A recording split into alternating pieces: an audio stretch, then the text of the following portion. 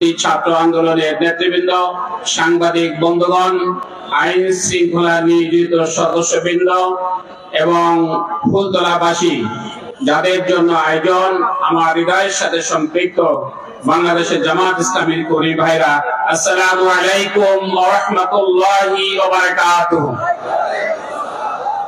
আল্লাহ সুবহানাহু ওয়া তাআলা শুকরিয়া আদায় করছি।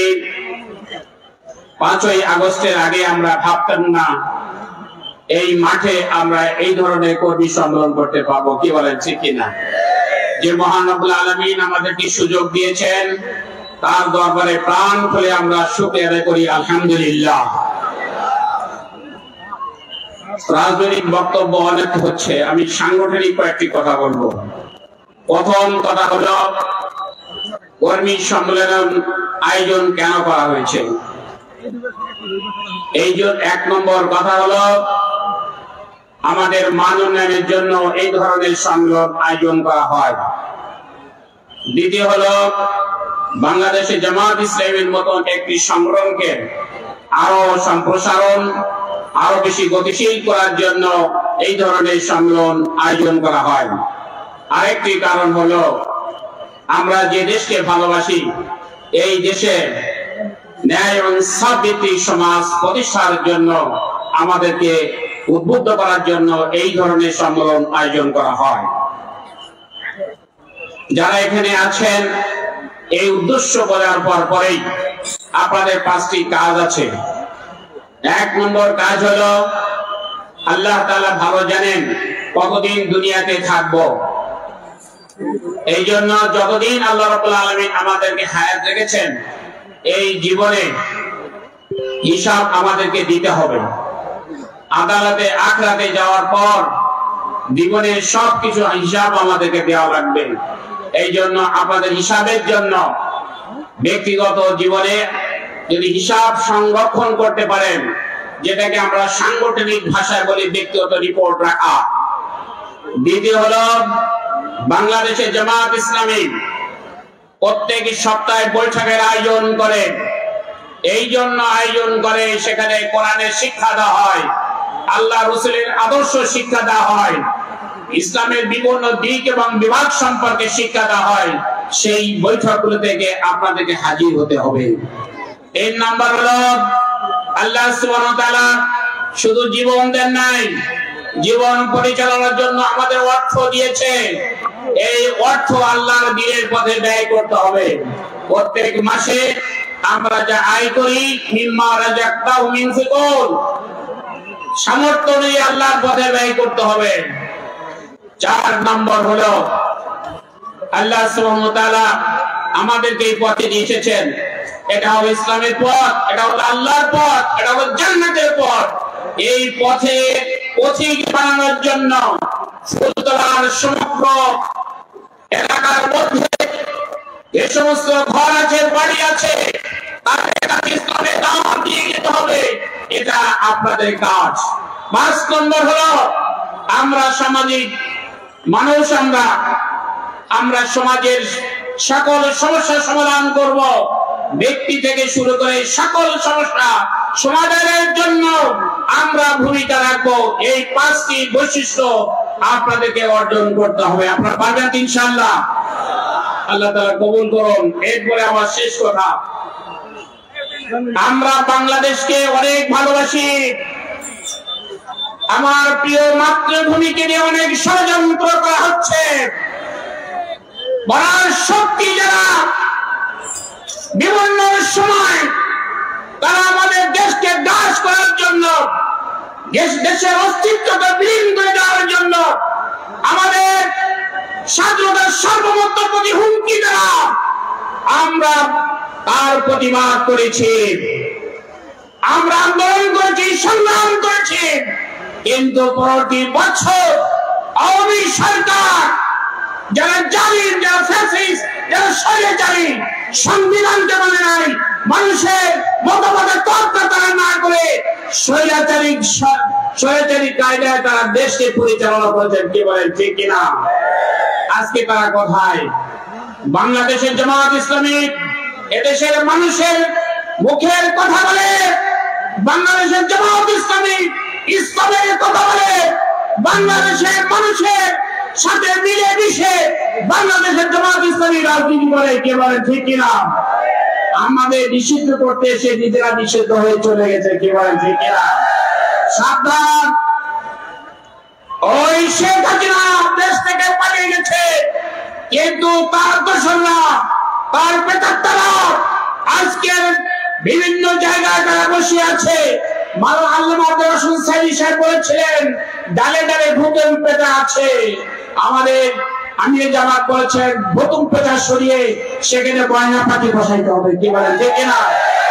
আসুন, সাধারণ যোগ্য নেতৃত্ব, সাধারণ যোগ্য নেতৃত্ব দিলে বাংলাদেশ চলবে, অসৎ নেতৃত্ব এখানে চলবে না। ইসলামের দুশ্মনরা আর বাংলাদেশের মস্তকে যেন কোনদিন আসতে না পারে, ঐক্যবদ্ধভাবে আমাদেরকে এগিয়ে যেতে হবে, কি বলেন ঠিক কিনা? আসুন, ফুলতলা উপজেলা যারা এসেছেন, আপনার শপথ নিন। যারা কর্মী আছে তারা নতুন হয়ে যাবেন, আর যারা সহযোগী সদস্য আছেন তারা কর্মী হয়ে যাবে। দিন পরিবর্তন হচ্ছে, আমাদের কি পরিবর্তন হবে না? অবশ্যই হতে হবে। ফুলতলায় মাঠে জায়গা দেওয়া যাবে না। যদি আর সামনে বছর কর্মী সম্মেলন করা হয়, এখান থেকে ফুলতলা বাজার পর্যন্ত লোকে লোকারণ্য হয়ে যাবে, কি বলেন ঠিক ঠিক না? আল্লাহ সুবহানাহু ওয়া তাআলা আমাদেরকে সুস্থ রাখুন। আমরা কারো চোখ রাঙানোর ভয় পাই না। আমরা রক্ত দিয়েছি, প্রয়োজনে আরো রক্ত দিব। বাংলাদেশের মস্তকে কোনো জালেমের স্থান দেব না। আসুন, আগামী নির্বাচন আছেন। আমাদের অধ্যাপক মিয়া গোলাম পরোয়ার সাহেব, আমাদের নেতা, প্রিয় নেতা, 2001 সালে তিনি নির্বাচিত হয়েছিলেন ডুবুরিয়া ফুলতলা থেকে। ইনশাআল্লাহ আগামী যে কোনো সময় জাতীয় নির্বাচনের তারিখ ঘোষণা করা হবে। সেই নির্বাচনে আমাদের প্রিয় নেতাকে নির্বাচিত করে জাতীয় সংসদে পাঠাতে যাই। আপনার সবাই রাজি আছেন? আল্লাহ তাআলা কবুল করুন। আসসালামু আলাইকুম ওয়া রাহমাতুল্লাহি ওয়া বারাকাতুহু। সংগ্রামী কর্মী ভাইরা, কর্মী সম্মেলনের প্রধান অতিথি আরেকটু পরে বক্তব্য রাখবেন।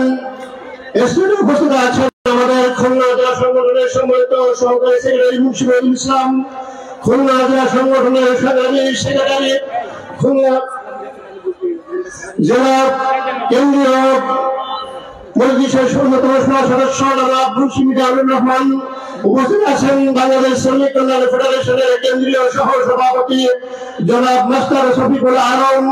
এতে পর্যায়ে সম্মানিত প্রধান অতিথির বক্তব্য হবে। সংগ্রামী কর্মী ভাইরা, আপনারা কি সকলেই চাচ্ছেন আজকের কর্মী সম্মেলন সুন্দর এবং সফল হোক?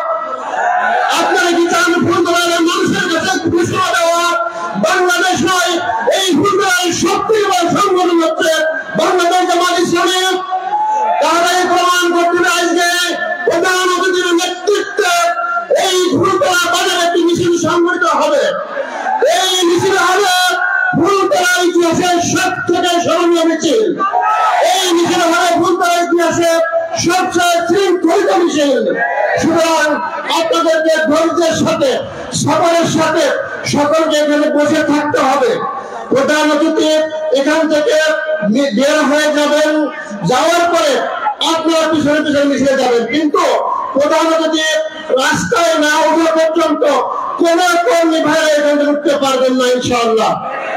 সম্মানিত ভাইরা, এ পর্যায়ে আজকে আমাদের মিছিল হবে। এখান থেকে শুরু করে আমরা নামাজ পড়ব রাখবেন ইনশাআল্লাহ ফুলতলা এলএম কলেজে গিয়ে অত্যন্ত শৃঙ্খলার সাথে মিছিল হবে। যারা শৃঙ্খলার দায়িত্বে আছেন তারা শৃঙ্খলার দায়িত্ব পালন করবেন। এ পর্যায়ে বক্তব্য রাখার জন্য অনুরোধ করছি বাংলাদেশ জামাত ইসলামের সেক্রেটারি জেনারেল, ফুলতলা ডুমুরিয়া থেকে নির্বাচিত খুলনা 5 আসনের সাবেক জাতীয় সংসদের সদস্য, খুলনা আপামর জনসাধারণের প্রিয় নেতা, ফুলতলা এবং ডুমুরিয়া গড়ার আধুনিক পূর্বকার জননেতা বজলুল জননেতা অধ্যাপক মিয়া গোলাম পরোয়ার বক্তব্য রাখছেন। আজকের এই প্রধান অতিথি জননেতা অধ্যাপক মিয়া গোলাম পরোয়ার।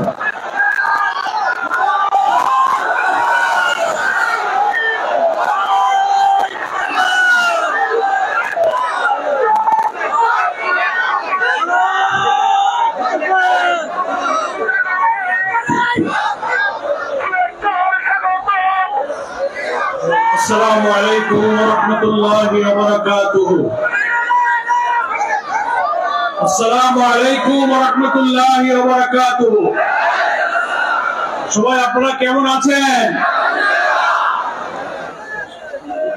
5ই আগস্টের আগে 15 বছর কেমন ছিলেন?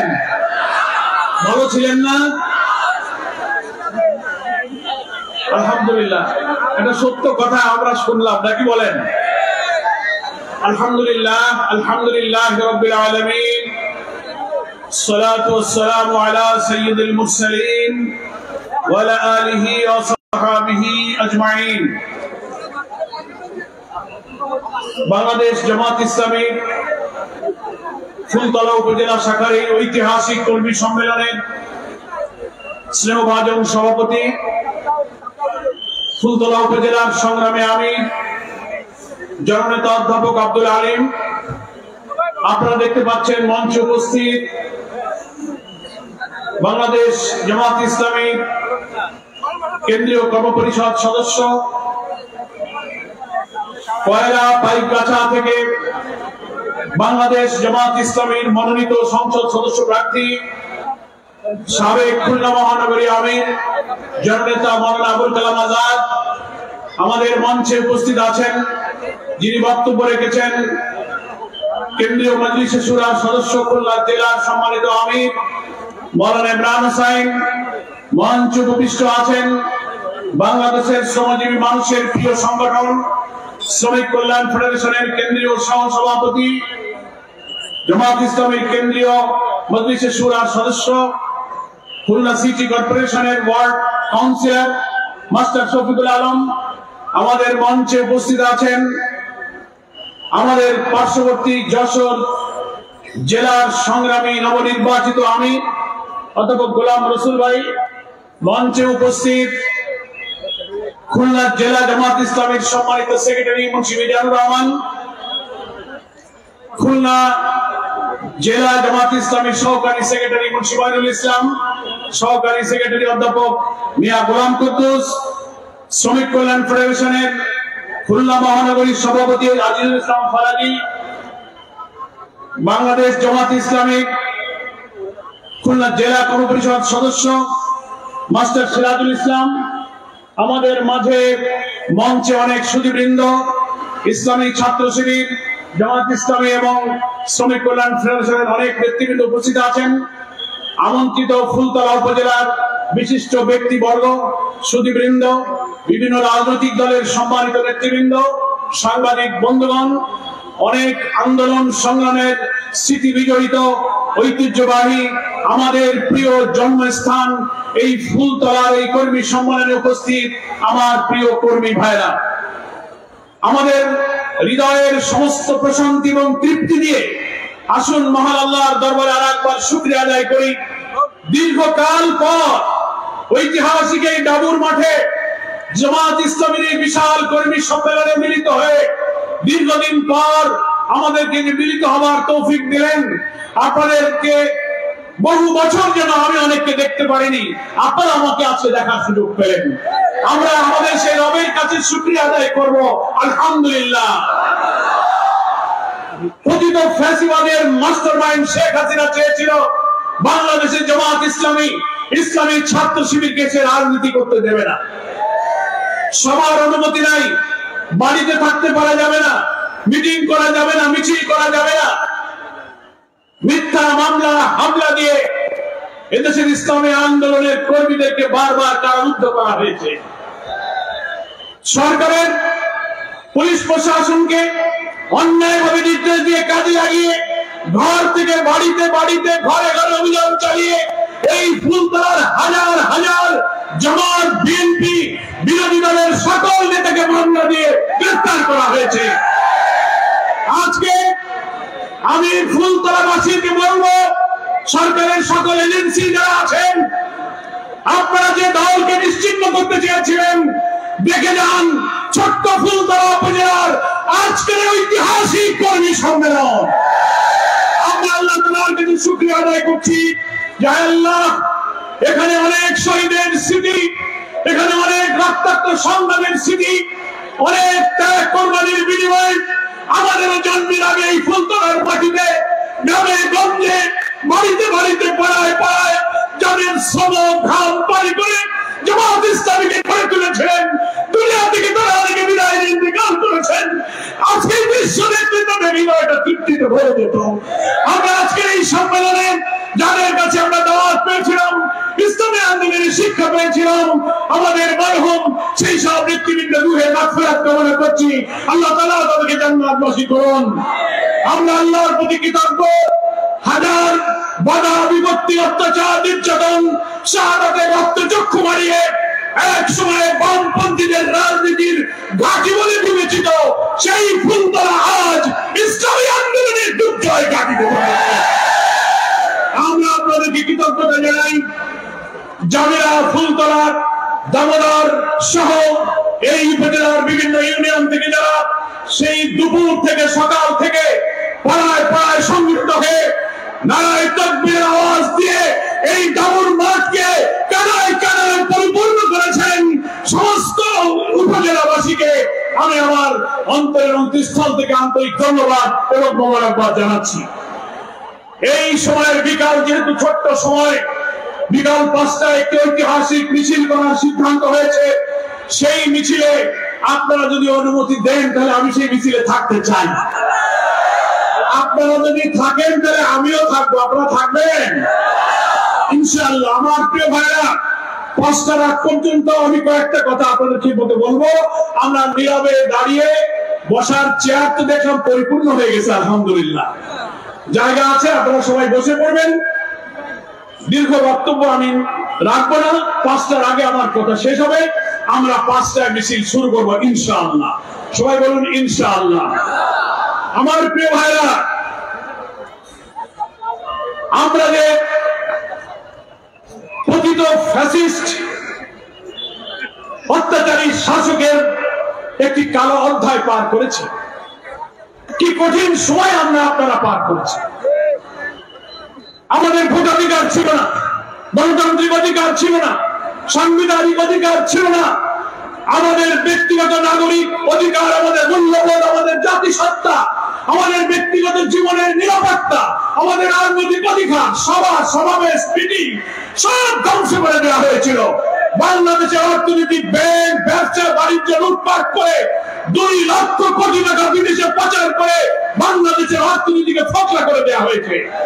নিরপরাধ বাংলাদেশের শ্রেষ্ঠ চরিত্রবান নেক আলেম ওলামাদেরকে গ্রেফতার করে আল্লামা দেলোয়ার হোসেন সাইদি, মাওলানা নিজামী, আলী হাসান, মোহাম্মদ মুজাহিদ, কামরুজ্জামান, মীর কাসেম, কাদের মোল্লার মতো নিরপরাধ মানুষকে কোন অভিযোগ নেই, মামলার এজাহারের একটা লাইনও সত্য নয়, মিথ্যা এজাহার, মিথ্যা বাদী, মিথ্যা সাক্ষী, মিথ্যা বিচারক সাজিয়ে তাদেরকে ফাঁসিতে ঝুলিয়ে হত্যা করা হয়েছে।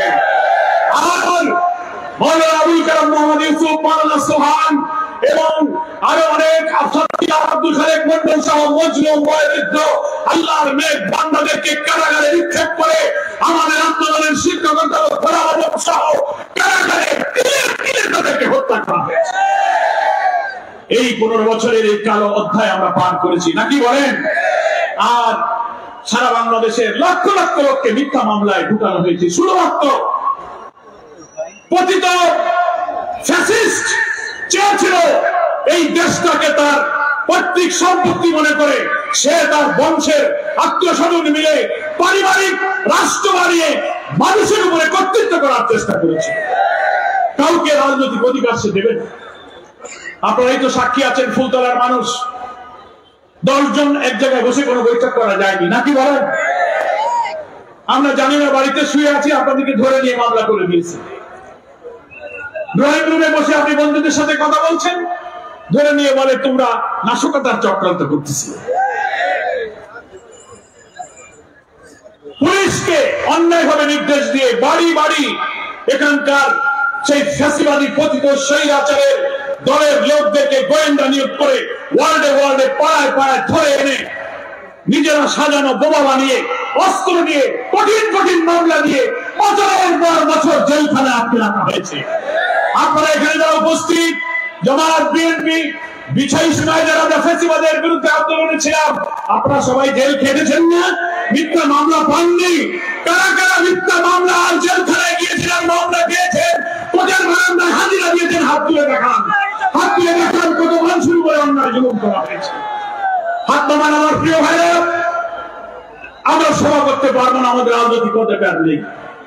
14, 18, 24 তিনটা ভোট হয়ে গেছে নাকি বলেন 15 বছরে? 2018, 2024 আপনারা কি ভোট দিতে পেরেছেন? আমি সংসদ সদস্য প্রার্থী, জামাত আমাকে নির্বাচন করতে বললো, আমাকেও ভোট কেন্দ্রে যেতে দেওয়া হয় না। ভোট কেন্দ্রে রওনা দিলে ছাত্রলীগ, যুবলীগ, আওয়ামী লীগ, পুলিশ লীগ, তখন তো পুলিশের একটা লীগ ছিল নাকি বলেন? পথে গাড়ি দাঁড়িয়ে থামিয়ে বলে বাড়ি চলে যান, আপনাদের ভোট হয়ে গেছে। জোর করে কেউ যদি ভোট কেন্দ্রে যেতে গিয়েছে, ছাত্রলীগ, যুবলীগের ক্যাডাররা তাদেরকে হামলা করে তাড়িয়ে দিয়েছে। জোর করে যদি ব্যালট দেন, আমি ভোট দেবো বলেছি, বলে ব্যালট সন্ধ্যার সময় ফুরায় গেছে, ব্যালট নাই। আপনাকে এই ভোট আর হতে দেবেন? তাহলে এই 15 বছরের যে বাংলাদেশ আমরা পার করেছি, একটি অন্ধকার যুগ। আমাদের রাজনৈতিক অধিকার ছিল না, ভোটাধিকার ছিল না, জাতিসত্তা ছিল না। মসজিদে বসে যদি কোরআনের তাফসীর করেছেন, মানে জঙ্গিবাদের আলোচনা হচ্ছে, গ্রেফতার করা হয়েছে। আরে বড় বড় তাফসীর মাহফিল করতে পারিনি, আপনি চিন্তা করতে পারেন। আর আমি কি বলবো, আমি আপনাদের সন্তান, আপনাদের ভাই, আমার খবর তো আপনারা জানেন, জানেন তো খবর। আমি বলবো 15 বছরের প্রায় অর্ধেক, 7.5 বছর আমাকে কারাগারে আটকে রাখা হয়েছে। প্রায় 70 দিন আমাকে রিমান্ডে রাখা হয়েছে। আমি রিমান্ডে পুলিশ অফিসার থেকে জিজ্ঞাসা করেছি, কেন আমাকে গ্রেফতার করেছেন, মিথ্যা মামলা কেন দিয়েছেন? আমার নামে যতগুলো মামলা, তার একটা মামলারও একটা লাইনও সত্য নয়, সব মিথ্যা কথা বলা হয়েছে। আমি জেলখানায় শুনলাম কি হয়েছে, ফুলতলায় মামলা হয়েছে, বেজের ডানে আমি বোমা মেরেছি। তুলনার কোন পুকুরের পরে আমি আর কয়েকজন নিয়ে বোমা বানাচ্ছিলাম, পুলিশ দাবড় দিছে, সবাই চলে গেছে, কয়েকজন ধরা পড়েছে, আমি সেই বোমা বানানোর জন্য পুকুর পাড়ে ছিলাম।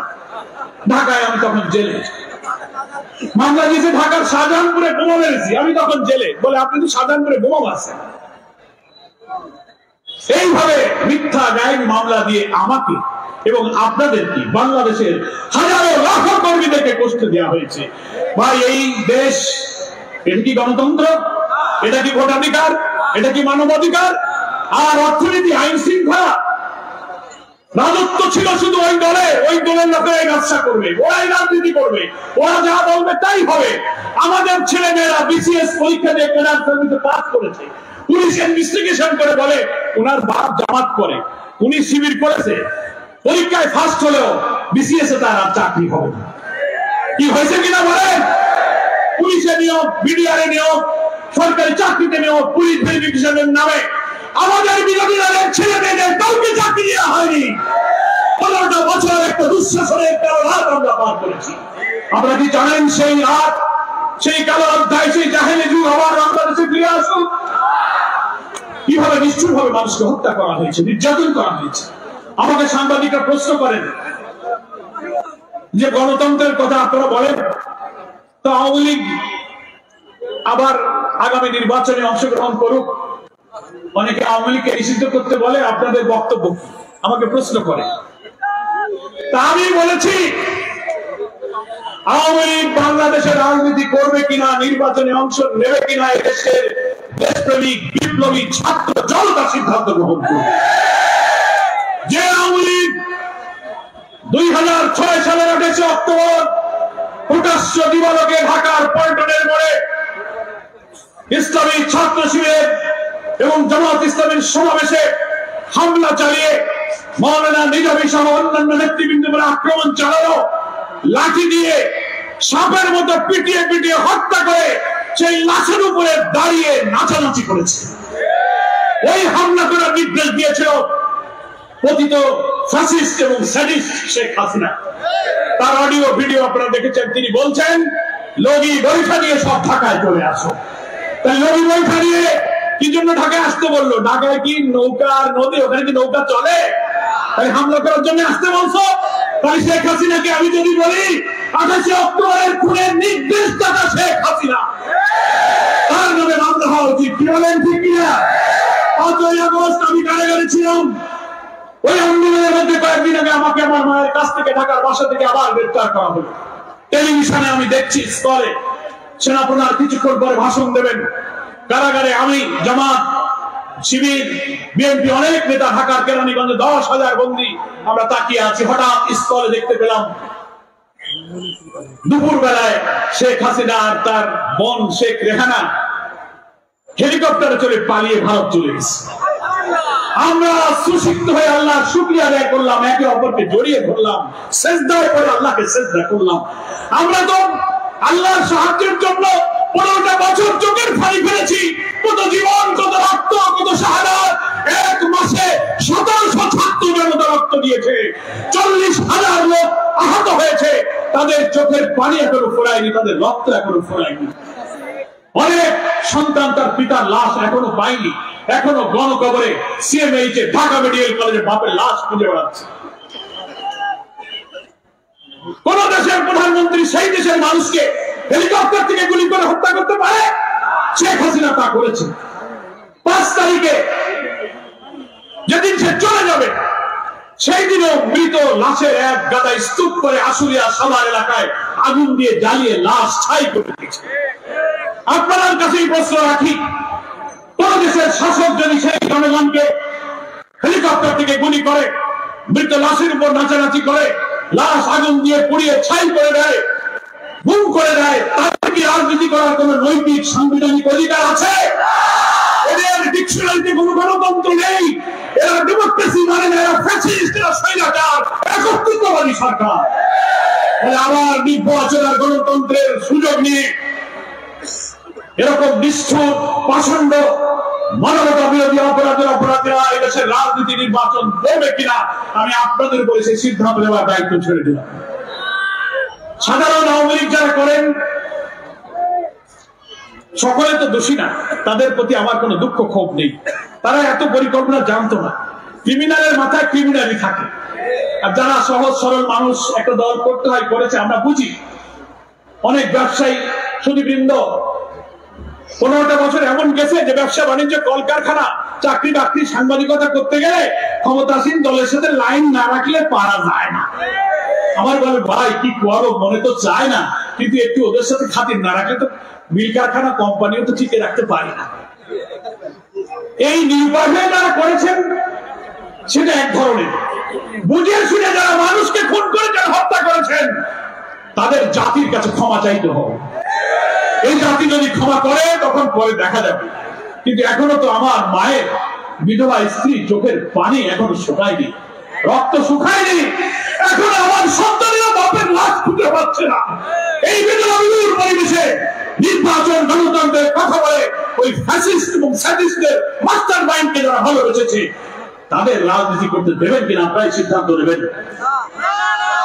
এত রক্তের পরে আমরা যে নতুন বাংলাদেশ, নতুন স্বাধীনতা, নতুন বিজয় আমরা অর্জন করেছি, দেশে অন্তর্বর্তীকালীন সরকার প্রতিষ্ঠিত হয়েছে। আমরা সেই সরকারকে কথা দিয়েছি যত দ্রুত সম্ভব পুলিশ অ্যাডমিনিস্ট্রেশনের রিফর্ম করুন, civil administration, election commission, judiciary, ন্যূনতম কিছু সংস্কারের মধ্য দিয়ে অতি অল্প সময় একটি ক্রেডিবল, একটি ফেয়ার, একটি পার্টিসিপেটরি, একটি ইনক্লুসিভ ইলেকশন দিয়ে নির্বাচিত জনপ্রতিনিধির কাছে আপনি ক্ষমতা হস্তান্তর করুন। তারা চেষ্টা করছেন, আমাদের সাহায্য নিচ্ছেন। আমরাও সরকারকে সংস্কার প্রস্তাবগুলো দিয়েছি। খুব দ্রুততম সময় যেমন তাদের পক্ষে সম্ভব নয় এই কাজগুলো ছাড়া, কারণ from the very beginning of the government অনেকগুলো চ্যালেঞ্জ এই সরকারের সামনে এসে হাজির হয়েছে। তারা পাল্টা প্রতি বিপ্লব করতে চেয়েছিল, তারা জুডিশিয়াল কু করে প্রধান বিচারপতি ফুল কোর্ট মিটিং করে সরকারকে অবৈধ করতে চেয়েছিল। তরুণ ছাত্র সমাজ এবং জনগণ হাইকোর্ট ঘেরাও করে সেই দলবাদ বিচারপতিদের পদত্যাগ দাবি করতে বাধ্য করেছে। তারা বিদায় নিয়েছে। আনসার কাণ্ড, জনপ্রশাসনের অস্থিরতা, হিন্দু ভাইরা শান্তিতে নেই কথা বলে একটি প্রতিবেশী দেশকে খুশি করার জন্য অরাজকতার ষড়যন্ত্র, এই সব চক্রান্ত কিন্তু এই সরকারের বিরুদ্ধে করা হয়েছে। 3 মাস বয়স হয়নি এই সরকার। এত অশান্তির জায়গাকে শৃঙ্খলার মধ্যে আনা একটু সময় লাগে। এই তো তাড়াহুড়ো করে অনেকে বলে এখনই ভোট হোক। আরে বাবা, এখন ভোট হইলে তো সেই ভোটই হবে। এই পুলিশ, এই প্রশাসন, এই সচিব, এই ওসি, এই ডিসি, এই এসপি যদি এরকম থাকে, সেই নির্বাচন কি হতে পারবে? পারবে না। ওই রকম নির্বাচন হবে। তাই না খুব সংক্ষিপ্ত, না খুব লম্বা, গ্রহণযোগ্য সময়ের মধ্যে একটা নির্বাচন আমরা চেয়েছি এবং আমরা সেই নির্বাচন সুষ্ঠু হওয়া পর্যন্ত ধৈর্য ধরবো এবং এই সরকারকে অপেক্ষা করবো। এবং আমি বিএনপি ফ্যাসিবাদ বিরোধী আন্দোলনে যত রাজনৈতিক দল ছিলেন, আলেম ওলামা ইসলাম বলতে সকলের কাছে আমি আহ্বান জানাই যে আমরা আওয়ামী ফ্যাসিবাদের বিরুদ্ধে এক দফা আন্দোলনে যারা মাঠে ছিলাম, আগামী নির্বাচনে ওই আওয়ামী ফ্যাসিবাদের দোষকদেরকে রাজনৈতিক ভাবে ময়দান থেকে বিদায় করতে গেলে আমাদের মধ্যে ওই রকম একটি জাতীয় ঐক্য গড়ে তুলতে হবে। জাতীয় ঐক্যের সমঝোতার ভিত্তিতে একটি নির্বাচনের মাধ্যমে জনমতের মধ্য দিয়ে কেবল আওয়ামী লীগকে প্রত্যাখ্যান করা সম্ভব। সেদিকে এই জাতি এগিয়ে যাচ্ছে, আপনারা এগিয়ে আসবেন। এই ফুলতলা ডুমুরিয়ার সন্ত্রাস দমন আর উন্নয়নে আপনাদের ভোটে নির্বাচিত হয়ে 5টি বছর সময় পেয়েছিলাম। আমি আমার জীবনের অনেক ঝুঁকি দিয়ে ওয়াদা করেছিলাম, রাস্তাঘাট সন্ত্রাস দমনে আমি অঙ্গীকারাবদ্ধ ছিলাম। আমি বলেছিলাম 1 টাকা হারাও আমার ফলকমের নিচে যাবে না, আমি সরকার থেকে যা আনতে পারবো তা দিয়ে আমি উন্নয়ন করবো। নির্বাচনের পর আমি আপনাদের কাছে সেই সত্য প্রমাণ করেছি। কেউ বলতে পারবেন না জনগণের উন্নয়নের জন্য যা করেছি তা করেছি, কিন্তু 1 টাকা হারাম কোন কাজের বিনিময়ে একটা চাও আমি কারোর কাছ থেকে খাইনি। আলহামদুলিল্লাহ।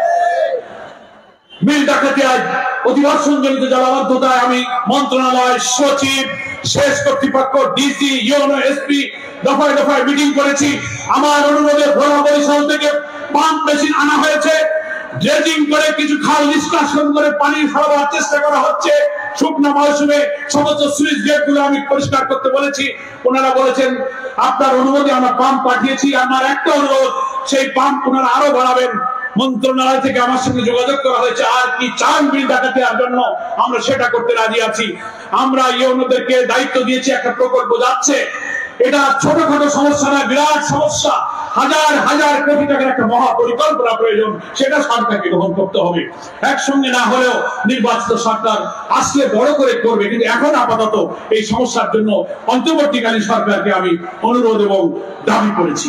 ফুলতলা ডুমুরিয়াবাসী, আমি এই পানি নিষ্কাশন প্রশ্নে যে পাম্পগুলো এসেছে সেগুলো চালাতে গেলে যে বিদ্যুৎ লাগে, আমি পাওয়ার ডেভেলপমেন্ট বোর্ড পল্লী বিদ্যুৎকে অনুরোধ করেছি যে আপনারা কৃষকের জন্য বিদ্যুৎটা আপনারা ফ্রি করে দেন, নাহলে তো পাম্প চালাবে কি। এই সব চেষ্টায় আমরা আছি। এখানে ফুলতলা জামাত ইসলামী মিছিল করেছে, মানববন্ধন করেছে, ডিসির সঙ্গে ডেপুটেশন দিয়েছে, আন্দোলন করে সবকিছু আমরা করেছি। ফলে আমরা আপনাদের সঙ্গে আছি। সন্ত্রাস দমন উন্নয়নের ফুলতলা জলবদ্ধতা নিরসন করে আল্লাহ তাআলা যদি তৌফিক দেন, আমাদের আরেকবার একটি সমৃদ্ধ ফুলতলা ডুমুরিয়া করার জন্য আপনাদের খাদেম হিসেবে আল্লাহ তাআলা আমাকে যদি কবুল করেন, আমি আপনাদের পাশে থাকবো ইনশাআল্লাহ। আমার প্রিয় ভাইরা, অমুসলিম হিন্দু ভাইদেরকে আমি এখানে কয়েক দফা মিটিং করে বলেছি, আপনারা আমাদের সাথে থাকুন। আপনাদের নিরাপদ জীবন, ধর্ম পালন, আপনার সহায় সম্পদের উপরে জামাত শিবির কখনো একদিন মাত্র হামলা করেনি। যা করেছে আওয়ামী লীগের লোকেরাই করেছে। আমরা কেউ সংখ্যালঘু বলি না, সব আমরা বাংলাদেশি। আমি 4 ইউনিয়নে হিন্দু ভাইদের নিয়ে কমিটি করা হয়েছে। সাম্প্রদায়িক সম্প্রীতির উজ্জ্বল দৃষ্টান্ত এই বাংলাদেশে আমরা প্রমাণ করবো। ডুমুরিয়ার হিন্দুদের সকালে সম্মেলনে সেই সভাপতিরা বক্তৃতা করেছে, 14 ইউনিয়নে তাদের কমিটি হবে। আপনারা ইউনিয়নে কমিটি করেন, হিন্দু মহাসম্মেলন হবে ডিসেম্বরে ডুমুরিয়াতে। আমরা এবারের নির্বাচনে আল্লাহ যদি বেঁচে এবং তৌফিক দেন, ইনশাআল্লাহ হিন্দু মুসলিম মিলে একটি উন্নয়ন এবং শান্তির জনপদ, সকল ধর্মের মহামিলনে একটি মহা বিজয়ের জন্য আমরা ইনশাআল্লাহ প্রস্তুতি গ্রহণ করছি। আপনারা কি তার সঙ্গে সাথে থাকতে রাজি আছেন?